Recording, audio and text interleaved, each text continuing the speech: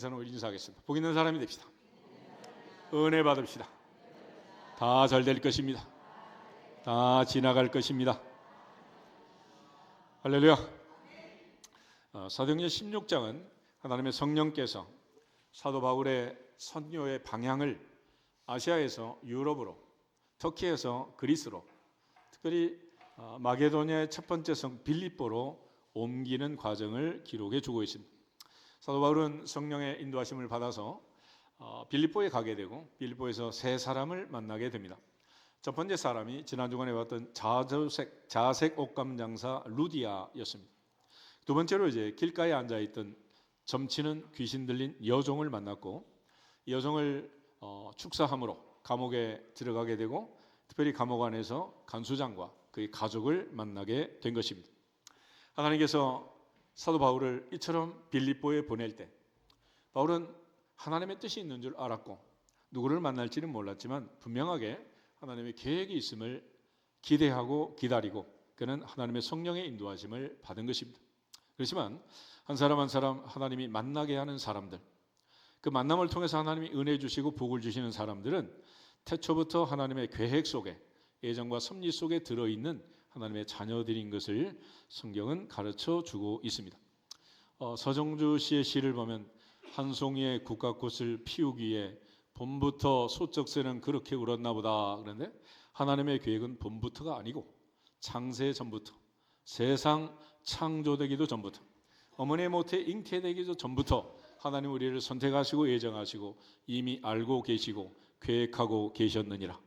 이것이 바로 하나님의 놀라운 은혜이고 하나님의 선택, 하나님의 선택의 신비라고 할 것입니다. 우리 같이 에베소서 1장을 한번 찾아보겠습니다. 에베소서 1장.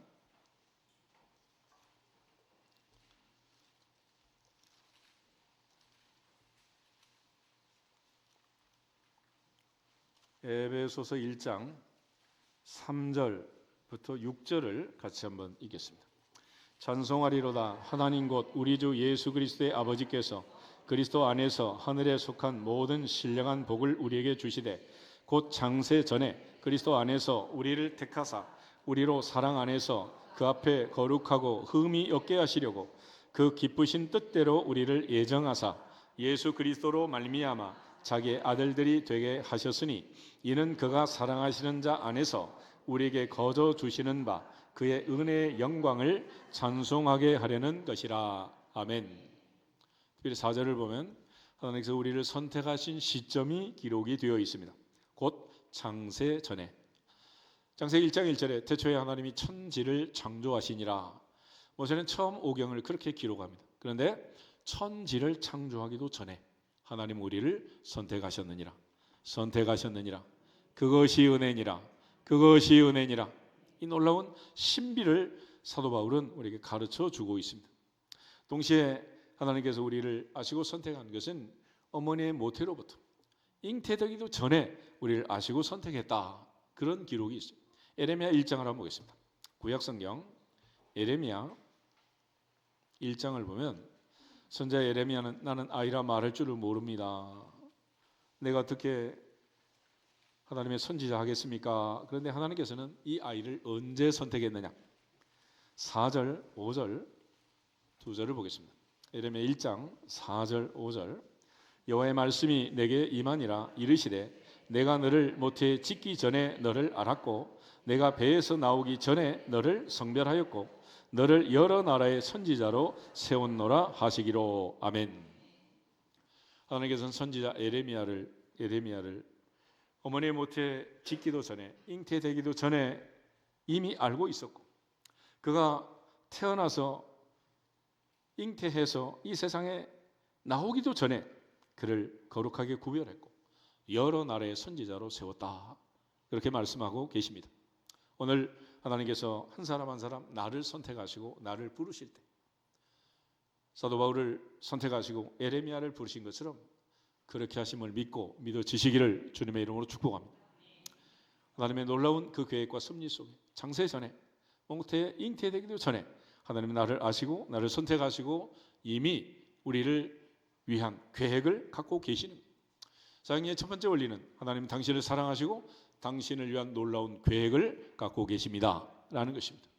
앞으로 나는 평생 이 하나님의 뜻을 좇아서 하나님의 계획을 따라서 내가 이 세 아들 다윗을 만나니 내 마음에 맞는 사람이라 내 뜻을 다 이루게 하리라 하신 약속의 말씀처럼 아버지의 뜻을 이루어드리는 남은 인생이 되기를 주님의 이름으로 축복합니다. 갈라디아서 1장을 한번 더 보겠습니다. 갈라디아서 1장을 보면 바울은 갈라디아 교회 편지를 쓰면서 하나님께서 자기에게 맡기신 복음의 신비를 얘기하며 이 복음이 얼마나 놀라운 것인가라는 걸 강조합니다. 그 중에 11절부터 17절 말씀 같이 한번 천천히 읽어보겠습니다. 형제들아 내가 너희에게 알게 하노니 내가 전한 복음은 사람의 뜻을 따라 된 것이 아니니라. 이는 내가 사람에게서 받은 것도 아니요 배운 것도 아니요 오직 예수 그리스도의 계시로 말미암은 것이라. 내가 이전에 유대 교회에 있을 때에 행한 일을 너희가 들었거니와 하나님의 교회를 심히 박해하여 멸하고 내가 내 동족 중 여러 영갑자보다 유대교를 지나치게 믿어 내 조상의 전통에 대하여 더욱 열심히 있었으나 그러나 내 어머니의 태로부터 나를 택정하시고 그의 은혜로 나를 부르시니가 그의 아들을 이방에 전하기 위하여 그를 내 속에 나타내시기를 기뻐하셨을 때에 내가 곧 혈육과 의논하지 아니하고 또 나보다 먼저 사도된 자들을 만나려고 예루살렘으로 가지 아니하고 아라비아로 갔다가 다시 다메섹으로 돌아갔노라. 아멘. 바울은 하나님의 복음, 그리스도 예수의 복음, 구원의 복음을 사람의 뜻이 아닌 하나님의 뜻으로 된 복음이고 이 복음 내가 사람에게서 배운 것도 아니고 사람으로 말미암은 것도 아니다. 하늘의 하나님이 나를 사랑하사 나를 위해 자기 자신을 버리신 예수 그리스도께서 내게 주신 복음, 그 복음을 위해서 하나님은 나를 선택하셨고 내게 은혜를 주셨다. 그래서 그때가 언제냐? 15절. 그러나 내 어머니의 태로부터 나를 택정하셨고 그의 은혜로 나를 부르셨다. 할렐루야. 그래서 바울은 늘 내가 나 된 것은 하나님의 은혜니라. 하나님의 은혜니라. 그 은혜 안에 살았고 그 은혜의 출발이 언제냐? 자기를 부르신 장세전에 어머니의 모태로부터 짓기도 전에 아시고 선택하시고 예정하신 그 하나님의 은혜에 대한 깨달음이었습니다. 그래서 바울은 사람을 만나러 가지 않았고 사람과 의논하지 않았고 언제나 하나님의 은혜 안에서 주님을 바라보고 그리스도 안에서 새로운 삶을 살고 주에서 받은 사명 곧 은혜의 복음을 증거하는 일 마치기까지 생명을 귀하게 여기지 않고 일사각오로 달려간 줄로 믿습니다.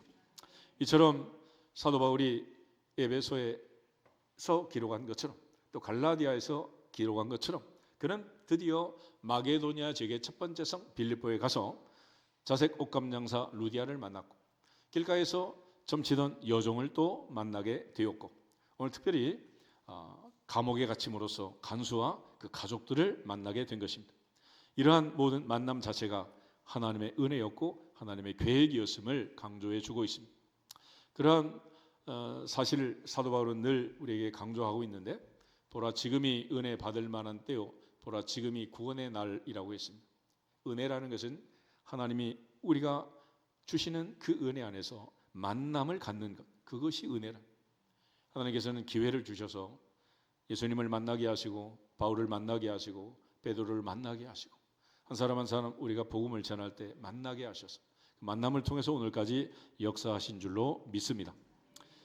오늘 본문에 보면 특별히 만남의 계기가 있는데 사도행전 16장 13절 루디아를 만날 때는 안식일에 우리가 기도할 곳이 있을까요? 문 밖 강가로 나갔다가 거기서 여자들을 만났다 그랬어요. 또 16절에 가면 우리가 기도하는 곳에 가다가 점치는 귀신 들린 여종 하나를 만났다 그랬어요. 특별히 하나님의 성전에 올라가면서 기도하러 가면서 이런 만남이 이루어지게 된 거예요. 사도행전 3장을 한번 보겠습니다. 사도행전 3장을 보면 베드로가 성전 미문의 안전뱅이를 만나게 되는데 그때가 뭐하러 가다가 만났느냐?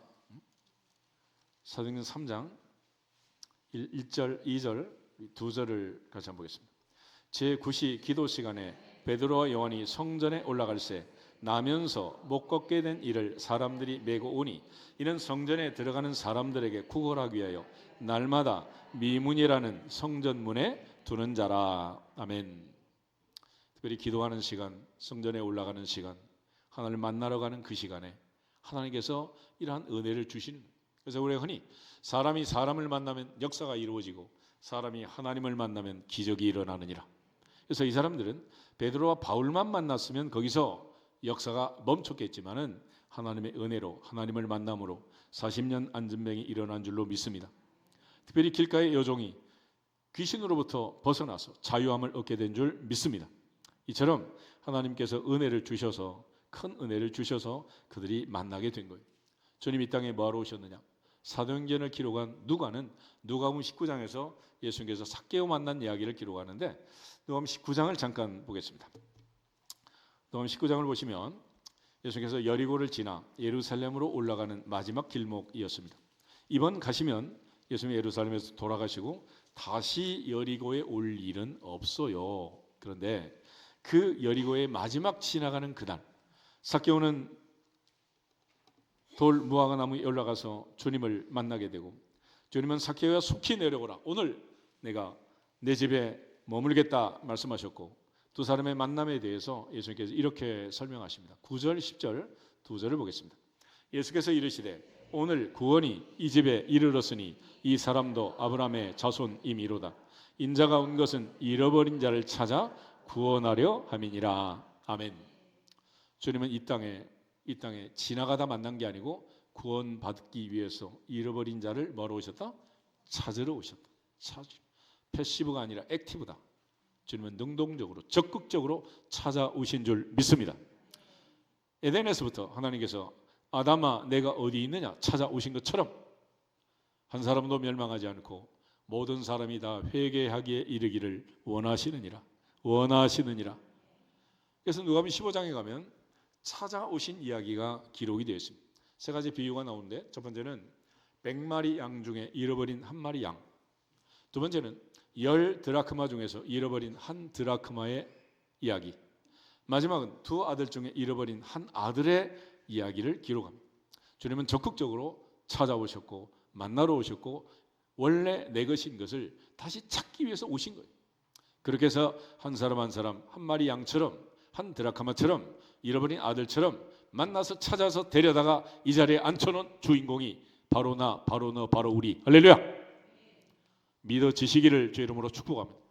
믿어지시기를 축복합니다. 그것이 믿음이고 그것이 은혜 아니겠어요? 왜 태초부터 창세 전부터 하나님이 그런 일을 하셨느냐? 누구 때문에? 누구 때문입니까? 나 때문에. Because of me, for me. 나를 위해서 나 때문에 그러십니다. 그래서 바울은 나를 사랑하사 나를 위하여 자기 자신을 버리신 하나님의 아들을 믿는 믿음 안에서 사노라. 믿음 안에서 사노라. 바울의 고백이 우리의 고백이 될 수 있기를 주 이름으로 축복합니다. 이처럼 하나님께서는 바울을 마게도냐로 보내시고 빌립보에 보내서 이들을 만나게 하신 줄 믿습니다. 특별히 그들이 여종을 만났을 때 여종은 놀랍게 귀신의 능력을 힘입어서 선포하기 시작합니다. 이 사람들에 대해서 이 사람들은 지극히 높은 하나님의 종으로서 구원의 길을 너에게 전하는 자라. 이 사람들은 지극히 높은 하나님의 종으로서 너에게 구원의 길을 전하는 자라 그랬어요. 그런데 이것이 하루 이틀이 아니라 여러 날 이어졌고 바울은 심히 괴로웠고 돌이켜서 귀신에게 선포했습니다. 예수 그리스도의 이름으로 내가 내게 명하노니 그에게서 나오라. 그에게서 나오라. 선포할 때 귀신이 즉시 떠나가게 되었습니다. 하나님의 은혜 안에서 이 아이의 선포에 대해 사도 바울이 선포할 때 축사가 이루어지고 귀신이 떠나가게 되었습니다. 마가복음 16장에 있는 말씀처럼 나를 믿는 자들은 표적이 따를 것이다.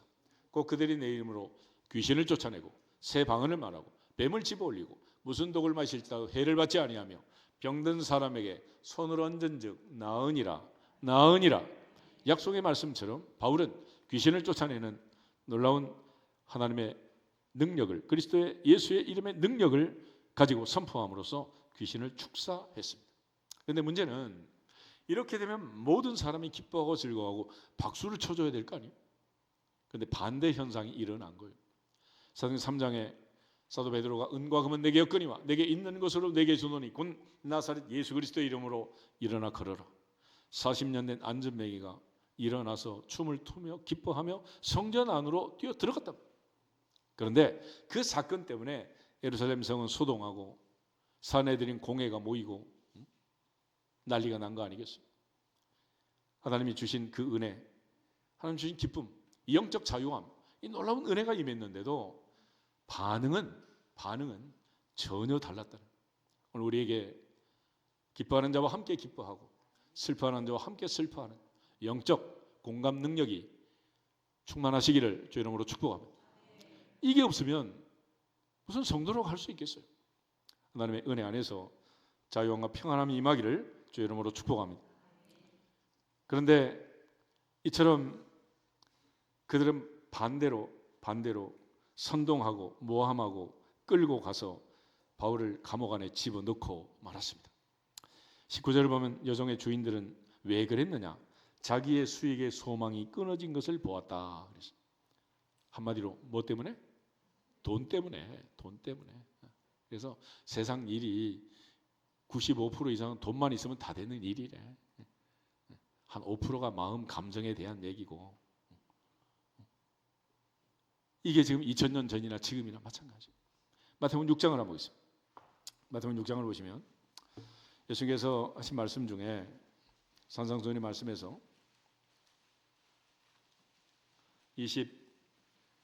24절 말씀 한 절만 같이 보겠습니다. 마태복음 6장 24절. 한 사람이 두 주인을 섬기지 못할 것이니 혹 이를 미워하고 저를 사랑하거나 혹 이를 중히 여기고 저를 경히 여김이라. 너희가 하나님과 재물을 겸하여 섬기지 못하느니라. 아멘. 우린 누군가 섬기며 살게 되는데 그 섬김의 대상이 주인이라는 거예요.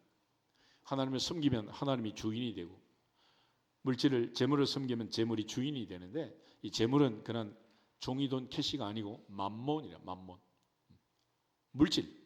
그래서 우리가 하나님이 주인이냐 만몬이 주인이냐 예수 믿고 산다는 것은 이 싸움을 싸우는 거예요.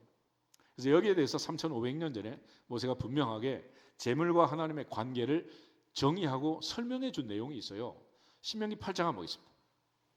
신명기 8장 16절에서 18절. 신명기 8장 16절부터 18절을 보겠습니다. 신명기 8장 16절.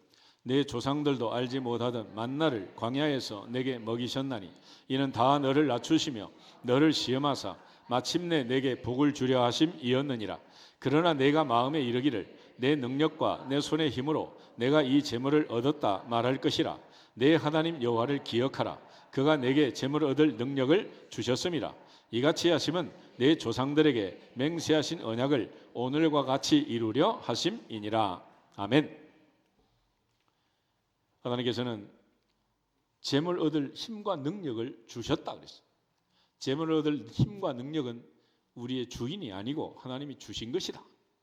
우리의 주인은 하나님이시고 재물 얻을 힘과 능력, 그것은 하나님이 주신 것이라. 그런데 우리는 하나님이 주신 그것을 마치 내 손의 힘과 능력인 것처럼 교만하게 하나님을 잊어버린다. 그래서 예수님께서도 하나님과 재물을 겸하여 섬길 수 없다. 특별히 무엇을 먹을까 마실까 입을까 염려하는 이방인처럼 살지 말아라 라고 말씀하신 거예요.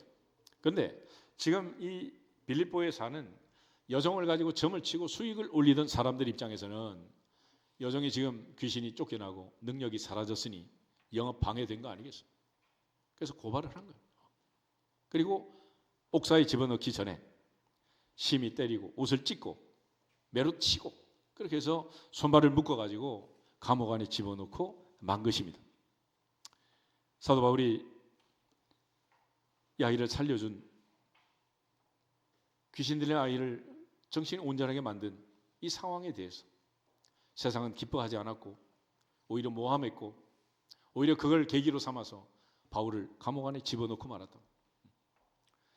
내가 세상에서 고난을 당하는 여러 가지 원인 중에 베드로가 말한 것처럼 예수 그리스도로 말미암아 핍박을 받고 고난을 받을 때 이상한 일 당하는 것처럼 이상하게 생각하지 말아라. 바울은 이미 부름을 받을 때 주에게 받은 사명, 은혜, 복음을 증거하려고 출발하면서부터 생명을 귀하게 여기지 않았다라고 얘기합니다. 그래서 이처럼 바울은 복음을 전하고 귀신의 아이를 정신이 온전하도록 축사했지만 그는 감옥 안에 들어갈 수밖에 없었습니다. 그래서 19절 다시 보시면 여종의 주인들은 자기의 수익에 소망이 끊어진 것을 보고 바울과 실라를 붙잡았다. 장터 관리들에게 끌어갔다. 상관들 앞에 데리고 갔다. 거기서 말했다. 이 사람들이 유대인인데 우리 성을 심히 요란하게 하여 로마 사람인 우리도 받지 못하고 행하지 못할 풍속을 전한다 하거늘 무리가 일제히 일어났다 고발했다. 상관들이 옷을 찢었다 벗겼다 매로 치라. 그리고 많이 친 후에 옥에 가두고 간수에게 명령하여 든든히 지키라 했다. 동사를 보세요. 시간이 얼마쯤 걸렸을 것 같아요?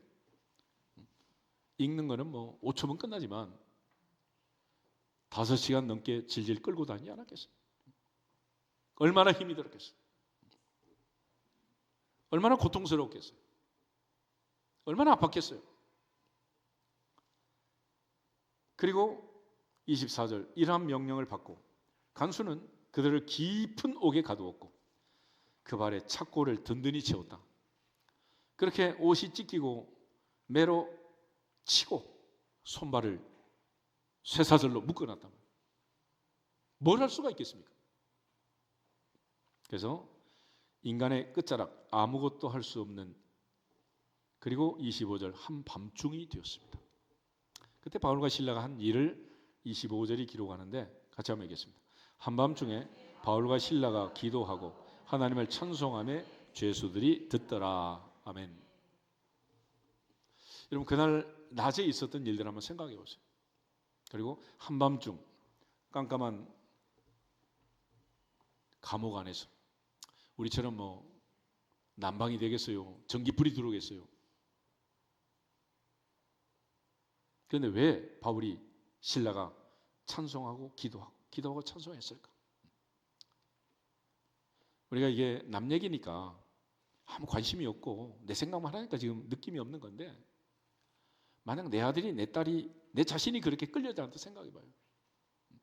어디가 멍이 들고 어디가 부러지고 어디가 어떻게 됐겠어요? 얼마나 쓰라리겠어요? 여러분 애들이 엄마 모태에서 나오면 울잖아요. 인간은 태어나면서부터 울면서 태어난다 그러잖아요. 살면서 여러분 왜 우십니까? 언제 우십니까? 인간은 아프지 않으면 울지 않습니다. 동병상련이라 그래요. 아기가 양수 속에 있다가 바깥 공기를 맞이하고 세상에 나왔습니다. 우리는 엄마만 산통 때문에 아프다고 생각하지만 아기는 얼마나 아프겠어. 그래서 우는 거예요. 한 송이 국화꽃이 피어나는 데 있어도 씨가 심어져서 꽃이 피기까지 식물도 식물학자들 얘기 들어보면 한 8,000번의 고통을 겪는데요. 이 사람도 아프면 큰다 그러잖아요. 통증은 고통은 그 쓰라림은 그날 밤 바울과 실라의 기도가 되고 찬송이 된 줄로 믿습니다. 시편 기자의 고백처럼 고난 당한 것이 내게 유익이라. 그 아픔, 그 고통 때문에 여러분 잠이 오겠습니까? 손발을 묶어놨는데 그 아픔과 그 고통이 그날의 기도가 되고 그 밤에 찬송이 되고 그 상처의 쓰라림이 간수장을 만나고 살리는 기적의 계기가 된 줄 믿습니다. 시편 기자의 고백처럼 고난 당한 것이 내게 유익이라. 이것 때문에 내가 주의 율례를 배우게 되었습니다. 고난 당하기 전에는 그릇 행하였더니 이제는 말씀을 지키나이다. 시편 기자처럼 어떠한 경우에라도 고난 중에 유익이 되기를 주님의 이름으로 축복합니다. 너 중에 고난 당하는 자가 있냐? 저는 기도할 것이요 즐거워하는 자가 있냐? 저는 찬송할지니라. 야고보의 말씀처럼 바울은 감옥 안에서 하나님께 기도했고 하나님께 찬송한 거예요. 그때 26절에 보면 갑자기 큰 지진이 났다. 갑자기라는 말이 있는데 이 갑자기라는 단어가 사도행전 2장에 나와요. 2장. 사도행전 2장 한번 보겠습니다. 1절 2절에 보면 사도행전에서는 우리가 이제 갑자기 호련히라고 이제 번역을 해요. 호련히. 1절 2절 우리 두 절만 보겠습니다.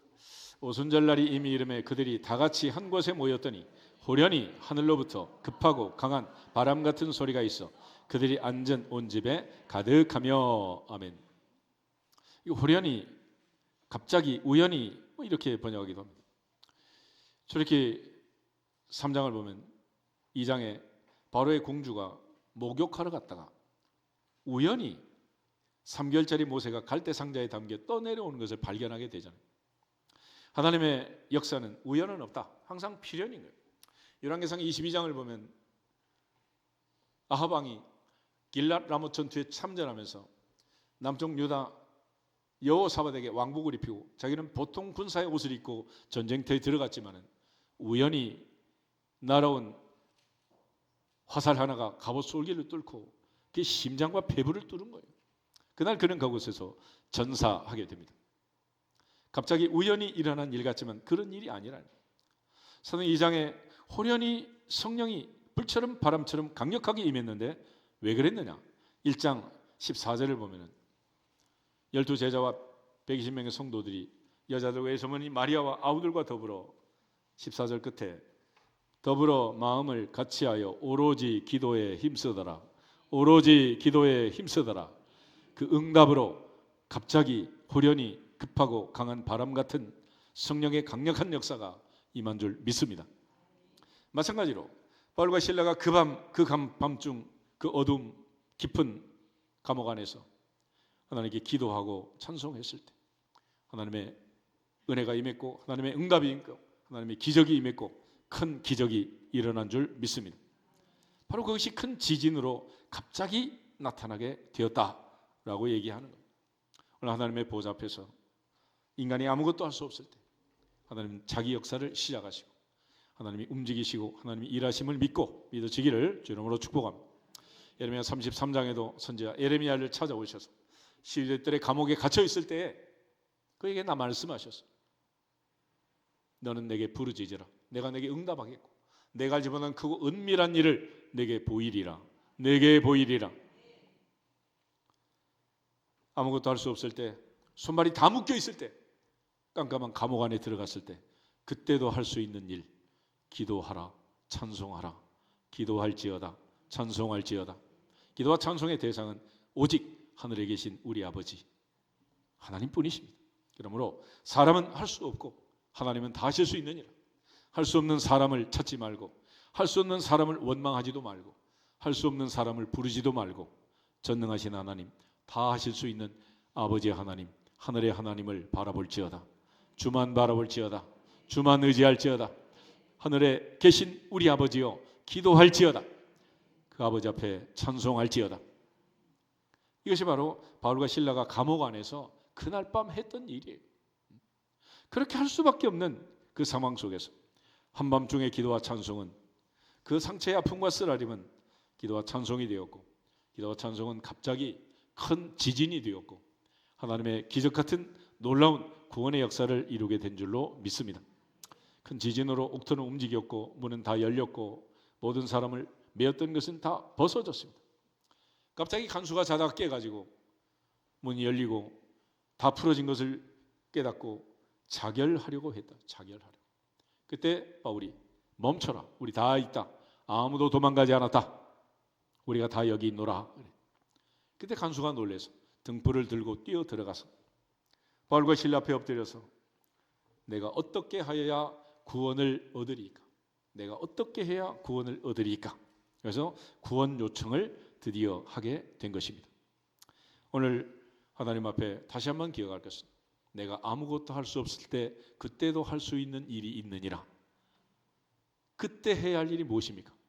감옥 안에서 이 어두운 감옥 속에서 바울과 실라가 했던 것처럼 기도할지어다, 찬송할지어다, 찬송할지어다, 기도할지어다, 주만 바라볼지어다. 초점을, 문제를 사람에게서 하늘로 옮기는 거예요. 풀 수 없는 문제를 보지 말고 능히 풀 수 있는 전능자를 바라볼지어다. 그것이 믿음 아니겠습니까? 궁극적으로 하나님께 맡기면 맡아주시고 하나님께서 해결하실 줄 믿고 믿음이 없이는 기쁘시게 못한다는 분명한 사실을 기억하면서 바울과 실라처럼 하나님께 맡겨버리기를 주 이름으로 축원합니다. 그 옛날 여호사밧은 전쟁터에서 찬송으로 적군을 물리쳤고, 우리가 잘 아는 엘리야는 갈멜산에서 큰 불이 내리고 큰 비가 내리는 놀라운 기적의 주인공들이 된 것을 알 수 있습니다. 역대 20장을 보면 이 브라가의 골짜기, 찬송의 골짜기였어요. 여호사밧이 찬양대를 이끌고 나가서 전쟁터에서 찬송함으로 적군이 물러가고 그들이 전리품을 한없이 줍는 놀라운 기적을 체험했습니다. 엘리야는 우리와 성정이 같은 사람이었지만 제가 비 오지 않기를 기도할 때 3년 6개월 동안 하늘이 닫혔고, 다시 기도할 때 하늘이 비를 주고 땅이 열매를 맺었느니라. 이처럼 놀라운 기적을 오늘 사도 바울은 감옥 안에서 체험하고 믿는 자 속에서 역사하시는 그 능력을 체험하는 기적의 주인공이 된 줄로 믿습니다. 그런 측면에서 여러분 앞에서 다시 한번 인사하겠습니다. 기도의 주인공이 됩시다. 찬송의 주인공이 됩시다. 기적의 주인공이 됩시다. 간증의 주인공이 됩시다. 할렐루야.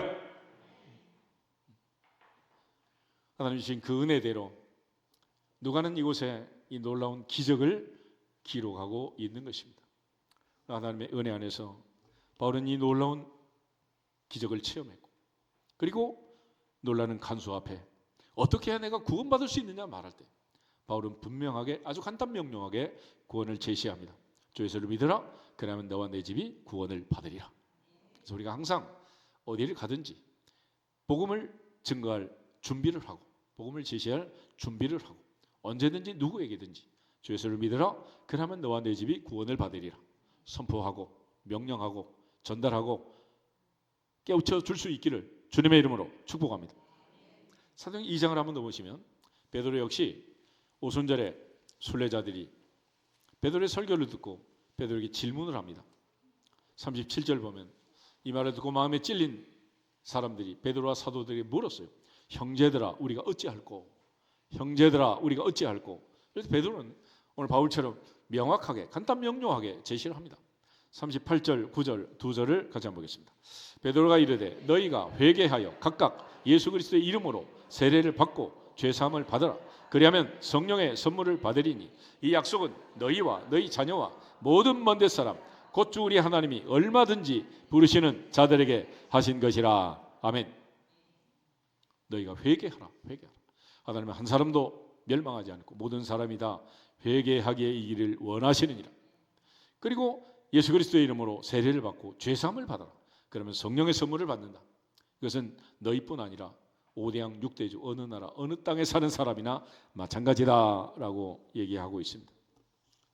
바울도 베드로도 요청을 받았을 때 선생들아 어떻게 해야 내가 구원받을 수 있느냐, 형제들아 우리가 어떻게 해야 구원받을 수 있느냐 그럴 때 주 예수를 믿으라, 그러면 너와 내 집이 구원을 받으리라. 바울은 놀랍게 그 밤 그 자리에서 복음을 제시했고 그들은 바울로 인해서 주 예수를 믿게 된 것입니다. 그런데 더 놀라운 사실은 32절을 보시면 주의 말씀을 그 사람과 그 집에 있는 모든 사람에게 전했다 그랬어요. 전했다. 그리고 나서 33절 34절 두 절 보겠습니다. 그 밤 그 시각에 간수가 그들을 데려다가 그 맞은 자리를 씻어주고 자기와 온 가족이 다 세례를 받은 후 그들을 데리고 자기 집에 올라가서 음식을 차려주고 그와 온 집안이 하나님을 믿음으로 크게 기뻐하니라. 아멘. 그래서 잘 보세요. 마지막 음식 차려주고 큰 기쁨으로 식사했다 이런 기록이 나와 있습니다.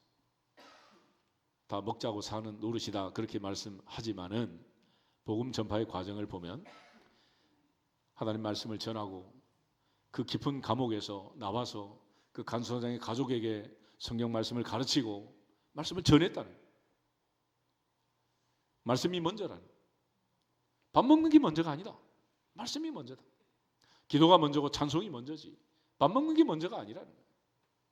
밥 먹으러 교회 온 거 아니잖아요. 그런데 사도행 6장을 보면 말씀과 기도는 제쳐놓고 공궤를 일삼다가 문제 터졌다 그랬잖아요. 순서를 잘 하시는 옆 사람 앞에서 인사하겠습니다. 기도가 먼저입니다. 말씀이 먼저입니다. 예배가 먼저입니다. 아멘. 밥은 나중에 먹어도 좋고 안 먹으면 더 좋고.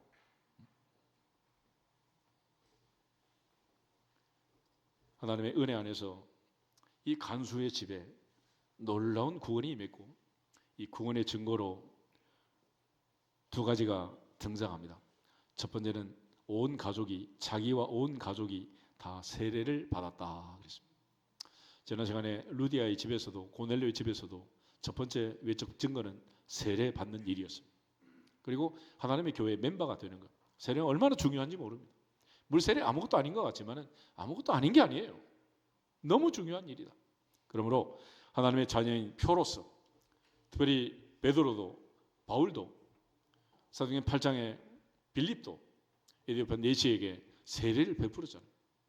하나님의 은혜 안에서 오늘도 특별히 세례 베풀게 된 것을 감사하고 하나님께 영광을 돌립니다. 우리 모두가 다 하나님의 패밀리가 되고 하나님의 가족이 된 증거로서 이 세례가 필요해요. 세례. 그래서 우리가 교회 내에서도 공동회라는 회의를 하지만은 자격이 뭐냐? 세례 교인이에요. 세례 교인. 세례 안 받은 사람은 회원이 되지 않는다는 거예요. 하나님의 은혜 안에서 세례가 얼마나 중요하냐? 그런데 그 세례가 단순히 형식적인 물 세례로 끝나지 않고 진짜 세례였음을 가르쳐주는 내용이 뭐냐? 가서 음식을 차려주고 온 집이 하나님을 믿음으로 크게 기뻐했다. 그래서 기뻐했다. 사도행전 2장 다시 보겠습니다. 2장을 보면 베드로가 오순절에 설교할 때 자그마치 3,000명이 회개를 합니다. 41절 42절 두 절 보겠습니다. 그 말을 받은 사람들은 세례를 받음에 이날의 신도의 수가 3,000이나 더하더라. 그들이 사도의 가르침을 받아 서로 교제하고 떡을 떼며 오로지 기도하기를 힘쓰니라. 아멘. 그래서 첫 번째는 외적 세례를 받는 것이고, 두 번째는 떡을 떼고 기뻐하는 것. 46절 7절 두 절을 다시 보겠습니다. 46절 날마다 마음을 같이하여 성전에 모이기를 힘쓰고 집에서 떡을 떼며 기쁨과 순전한 마음으로 음식을 먹고 하나님을 찬미하며 또 온 백성에게 칭송을 받으니 주께서 구원받는 사람을 날마다 더하게 하시니라. 아멘. 그래서 초대교회 내적 증거, 그런 기쁨으로 밥을 먹고 떡을 떼는 밥상 공동체가 되는 거예요. 이게 바로 교회 안에서 하나님 신 은혜의 증거였습니다. 오늘 모두가 다 사도행전 2장의 오순절의 초대교회처럼, 사도행전 16장의 간수장의 집처럼 모두가 다 기쁨으로 즐거움으로 하나님 앞에 예배하고 식사 맛있게 하시기를 주 이름으로 축복합니다. 이것이 우리가 나눠야 할 코이노니아, 교제의 특징이라 특징. 이것이 바로 가족 아니겠어요? 가족. 그래서 옛날에 가족을 식구라고 하죠. 식구는 뭐예요? 같이 밥 먹는 사람이 식구지. 이웃 사촌은 아니고. 그러니까 같이 식사하고 같이 밥 먹는, 이게 얼마나 중요한 일이냐. 그러므로 영적으로도 같이 식사를 하고 육적으로도 같이 식사를 하고. 할렐루야. 이것이 바로 오늘 사도행전 16장에서 바울이 선포하고 체험한 이야기, 누가가 기록해서 우리에게 들려준 이야기, 아름다운 이야기의 핵심이 되겠습니다. 그 결과 주께서 날마다 구원받는 사람을 더하게 하시니라. 더하게 하시니라. 하나님의 더하심의 복이 교회와 우리 모든 삶에 풍족하기를 주님의 이름으로 축복합니다. 다 같이 주 예수 그리스도의 이름으로 충만할지어다 한 번 더 선포하고 기도하겠습니다. 주 예수 그리스도의 이름으로 충만할지어다. 충만할지어다. 충만할지어다. 아버지가